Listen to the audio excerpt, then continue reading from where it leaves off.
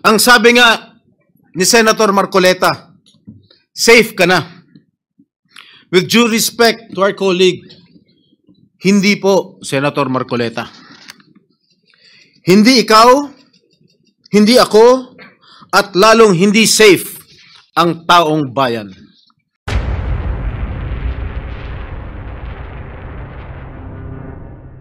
Senator Northern and Senator Jinggoy Ejercito Estrada.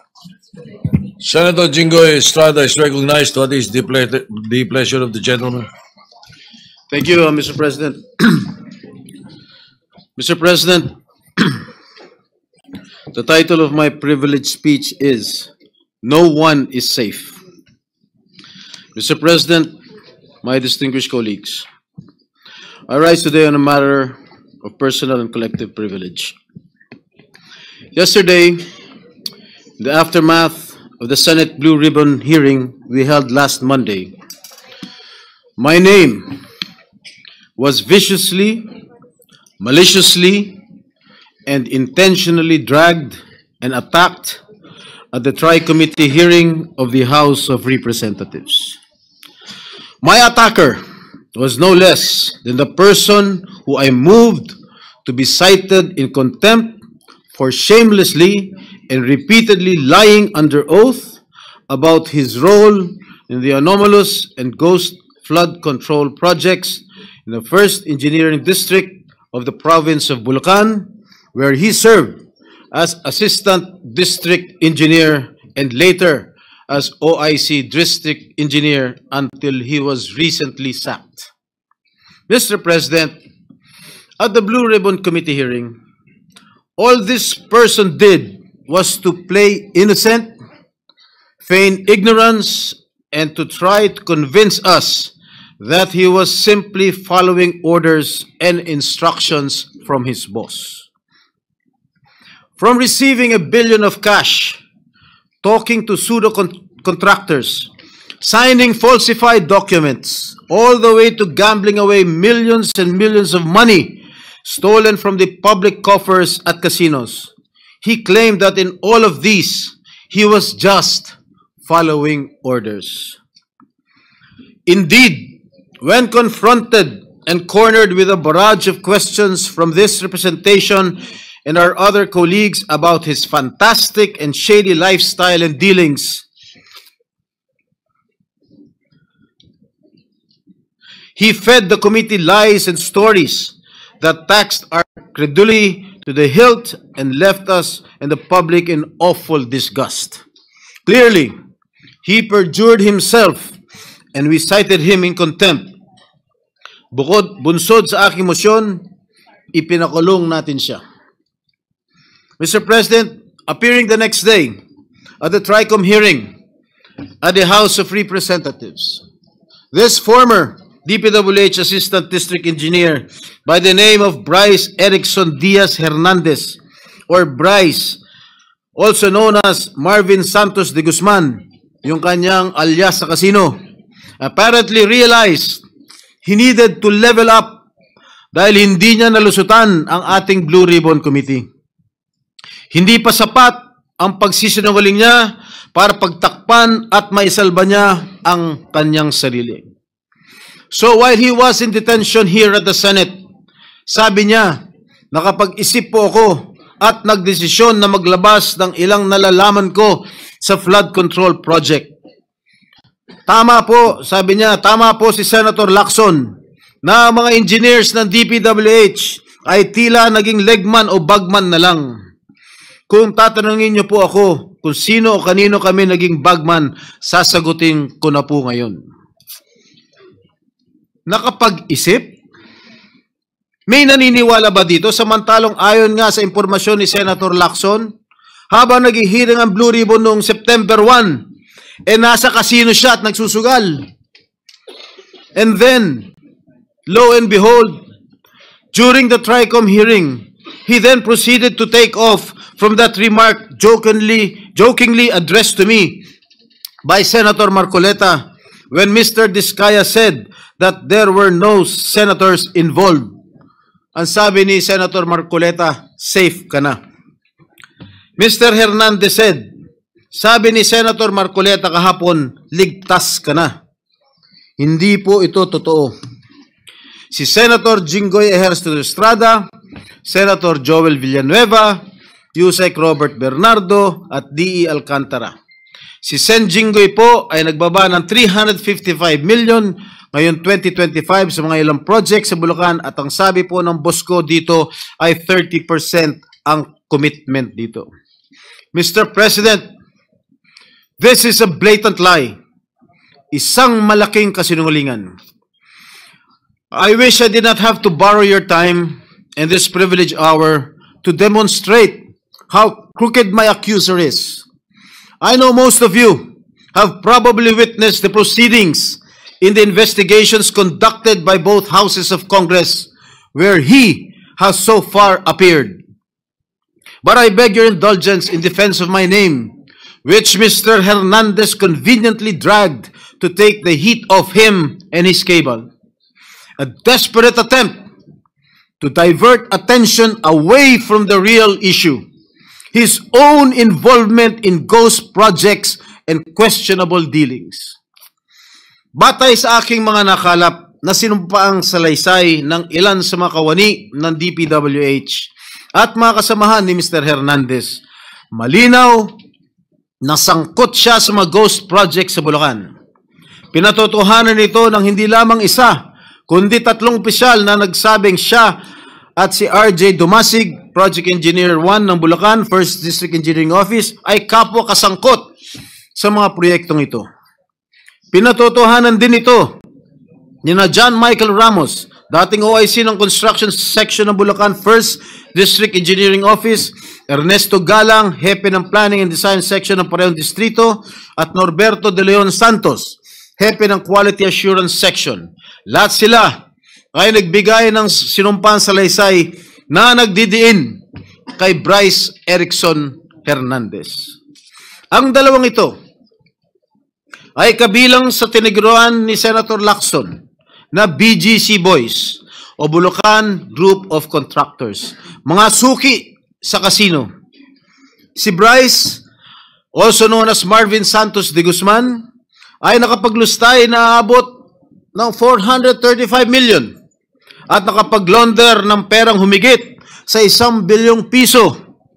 Samantalang si RJ, alias Sandro Bernardo Park, ay umabot naman sa 16.9 million ang natalo sa casino. Ginoong Pangulo, malinaw ang paglalahad ng ating kasamang senador na ang kanilang mga gawain ay nagpapahiwatig na sila'y sangkot sa paglilinis o paglalaba ng mga nakulimbat nilang pondo ng bayan. Sa aking pagtatanong nitong nakarang Lunes sa pagdinig ng Blue Ribbon Committee sa General Manager ng Sims Construction Trading na si Ginang Sally Santos, inamin niya na naghatid siya ng kabuwang 1 bilyong piso mula taong 2022 hanggang taong 2025 sa DPWH at iniabot yon kay Mr. Bryce Hernandez. Ayon pa kay Ginang Santos, ang halaga ng pera na kanyang dinadala na minsan ay nakalagay sa mga kahon ng noodles ay depende sa proyekto at minsan ay umabot ng 245 million pesos sa isang hatid. Kapal ng mukha mo. Sinabi rin ni Ginang Santos na si Mr. Hernandez at DPWH Engineer JP Mendoza, Chief ng DPWH Bulacan's Construction Division, ay ginagamit ang lisensya ng Sims Construction para sa mga proyekto nila. Si Mr. Mendoza, na may alias na PJ Castro Asuncion, na pinangalanan din ni Senate President Pro Tem Lacson, na kabilang sa BGC Boys, ay may kabuwang 418 million na nilustay sa iba't ibang kasino at nakapag-launder ng perang mahigit 280 million pesos.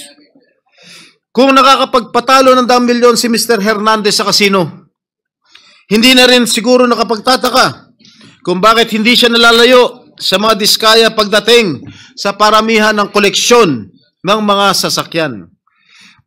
Nauna nang inamin ni Mr. Hernandez na siya at ang kanyang asawa na isang dating rank and file employee ng GSIS ay nagmamayari na mga mamahalang sasakyan gaya ng Dodge Challenger, Toyota Supra at Lamborghini Urus Performante. Hindi ito karaniwang pag-aari ng isang empleyado ng gobyerno. At hindi pa dito nagtatapos ang listahan, Ginoong Pangulo. Nandun sa kanyang garahe, isang Ford Everest, Ford Territory, Toyota Corolla Cross, Suzuki Jimny, Mitsubishi Pajero, Honda Civic Type R Turbo, and add to this his collection of high-end motorcycles, BMW R1250GS, Yamaha T-Max, BMW C400 GT, Ducati X Diavel Nera, Honda Goldwing, Ducati Street Fighter, BMW R1300 GS, Vespa scooter, at yung kanyang asawa, meron dalawang Toyota Hilux, isang Toyota Fortuner, Kia Carnival, BMD X3, Toyota Land Cruiser, Vespa Primavera, Honda, BMW. Mga kaibigan, Ginoong Pangulo, Bryce Hernandez claims these vehicles are part of a buy and sell business run by his sibling. But why are all these vehicles registered under their names? Bakit nakarehistro ang kanilang mga sasakyan sa kanilang mga pangalan kung sinasabi niya buy and sell business itong mga ginagawa nila? Gago. Magkano ba ang sahod ni Hernandez? Sapat ba ang kanyang kita o ng kanyang asawa para magkaroon ng ganitong karangyaan? Mr. President, ginagamit bilang umano ebidensya laban sa akin ang mga larawang kuha sa iba't ibang okasyon gaya ng birthday party. Makailang beses ko man na nakaduupang palad si DE, District Engineer Henry Alcantara, kaya ko humarap sa kahit sino at sabihin na hindi ko siya personal na kilala. Mismo ang Pangulong Marcos na nga nagsabi na ang mga larawan natin ng mga opisyal o public figures ay hindi sapat na batayan para patunayan at masabing talagang kilalang-kilala natin ang mga nakakasalamuhan natin. To quote President Marcos, alam naman ninyo, ini-name drop lahat. Magpapakuha lang ng picture tapos sasabihin, o tingnan mo, malapit kami. Sa isang araw, 1,000 yung nagpapapicture sa akin eh. So lahat ng 1,000 na yan, malapit na ba sa akin? People have to be more careful at huwag sila masyadong gullible. Yan po ang sinabi ng ating mahal na Pangulo. Tungkol naman sinasabi niya, hinggil sa isang nagngangalang Beng Ramos na nagpakilala daw ng miyembro ng aking staff sa Senado. Malinaw na ipinakita niyang text exchanges sa kanyang cellphone na nangyari ang kanilang pag-uusap tungkol umano sa isang pagdedeliver ng pera noong December 22, 2022. Mr. President, 6 na buwan pa lang ako mula nung mahalal muli sa Senado. Wala akong kinalaman or anuman partisipasyon sa budget deliberations para sa 2022 budget. Mag-iimbento ka lang.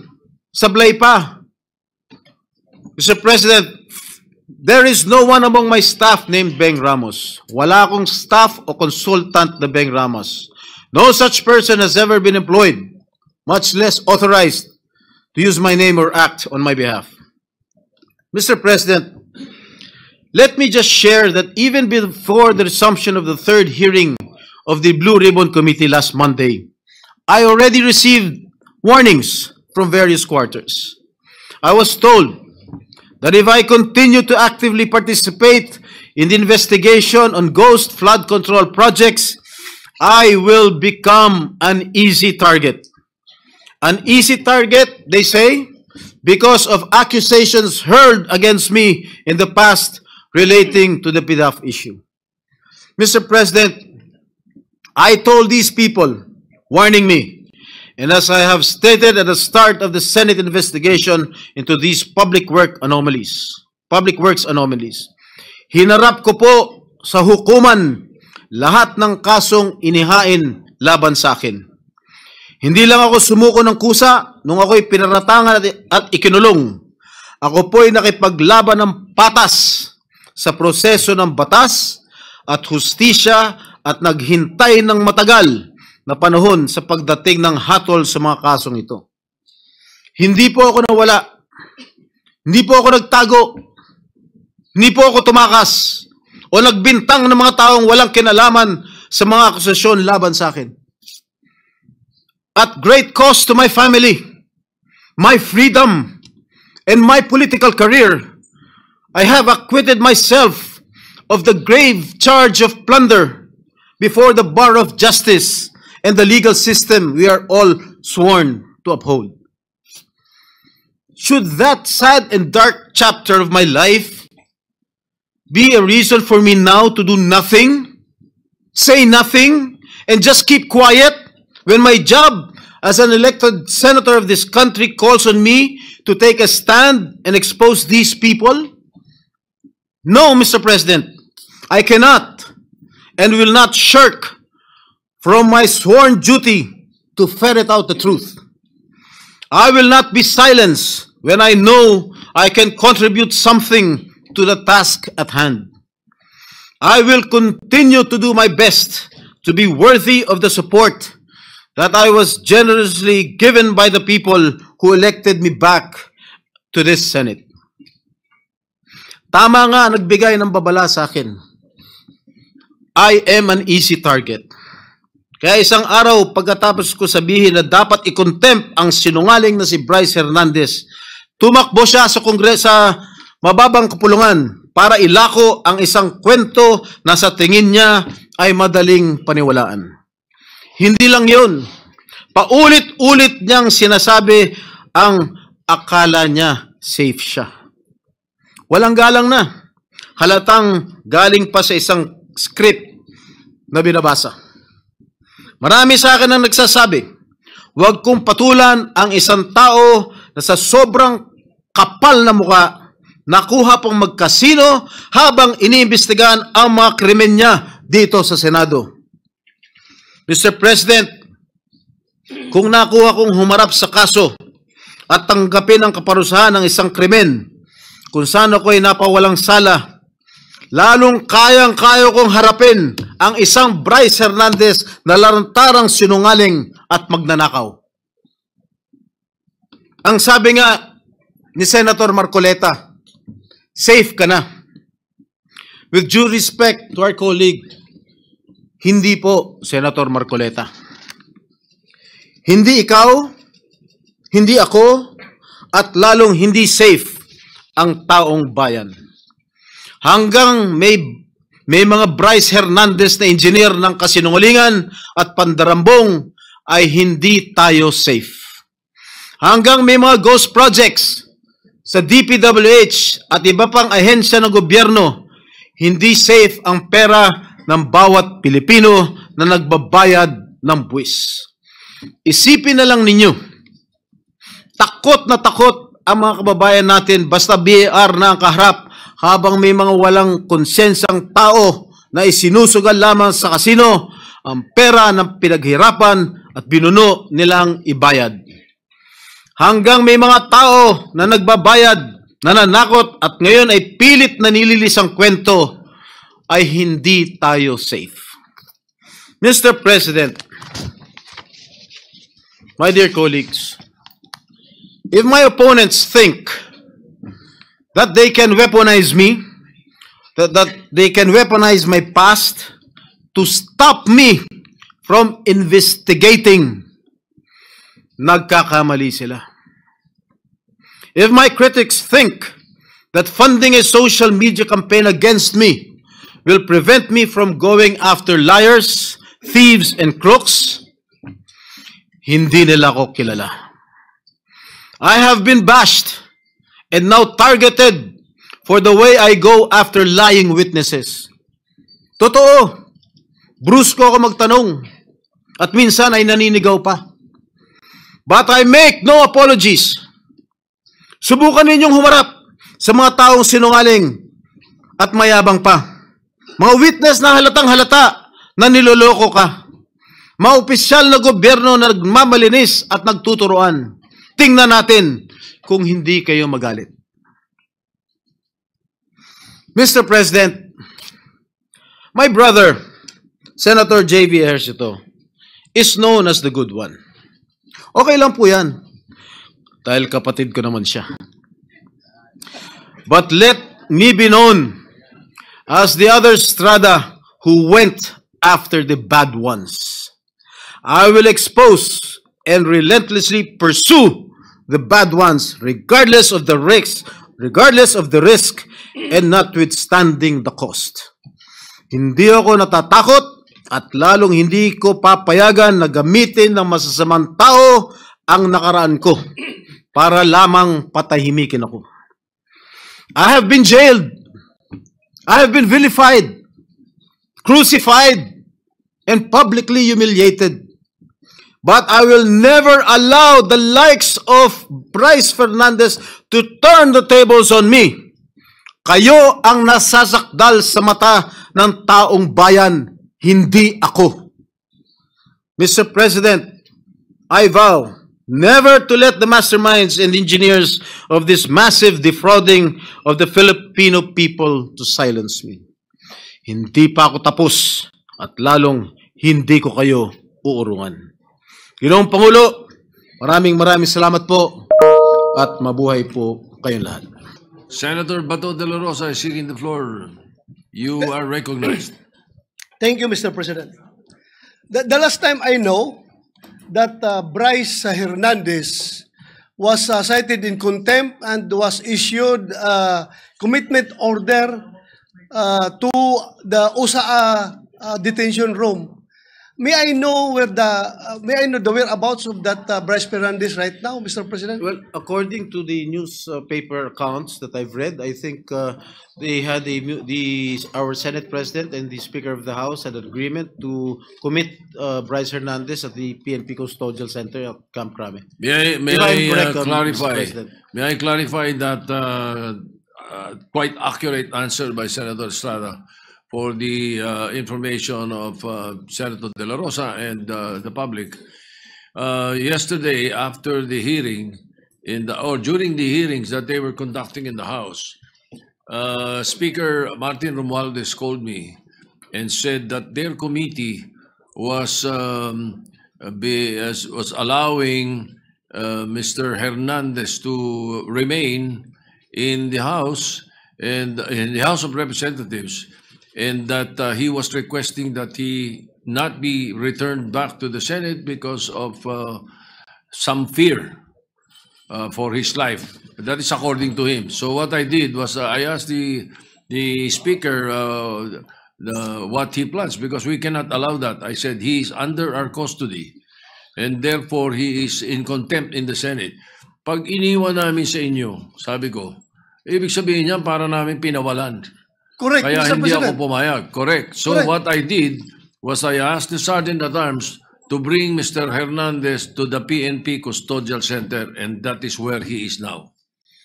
Still under the care of the OSAA. Mr. President, is there a possibility that we can commit him back here in the Senate? Of course, during the he is still under custody of the Senate, and therefore Let him be jailed here, Mr. President. indirects. We had to give in to the request of the Speaker that he be not returned here as. Yeah, but Mr. President, I think as we speak, the jurisdiction of the person of Bryce Hernandez belongs to the Senate. Yes, and that's why we can call him here anytime we need him. Thank you, Mr. President. Yeah.